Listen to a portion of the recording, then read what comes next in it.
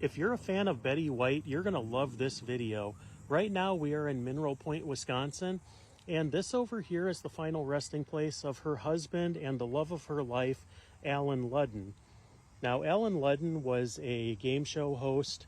He was host of the show Password for a little under 20 years. He had a wife before Betty White. She passed away of cancer in 1961. He met Betty White on the show Password, and they became pretty much inseparable. He loved her, she was the love of his life, and he was the love of her life. She never married after his passing. He died in 1981 from cancer, and he was laid to rest here at Graceland Cemetery in Mineral Point, Wisconsin. Now, here's where the story gets tricky. Betty White was notoriously private about her life and about her passing. She didn't want anybody to know where she was going to be at.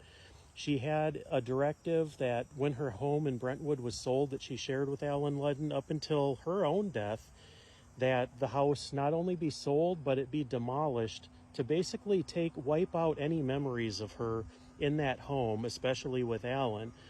Now, there was one man that was in charge of her directive, a guy named Glenn Kaplan, and it was up to him to make sure that, one, she was laid to rest, and two, that nobody knew the location. Now, it's said that she may be sprinkled, her ashes may be sprinkled in the cremation garden at the LA County Zoo, which is a place where she absolutely loved and donated a lot of her time and attention. But it's also said that she is probably, or could very well be, quietly laid to rest with her husband, Allen. A lot of people that knew Betty White said that he was the love of her life and that she absolutely would probably be here. But no pomp or circumstance, there is no marker, there is no sign of her being here. And that's the way she wanted it. She didn't want any kind of public marker, memorial, or anything like that. So I'll leave that up to you. Do you think Betty White is buried here with her husband, Allen Ludden?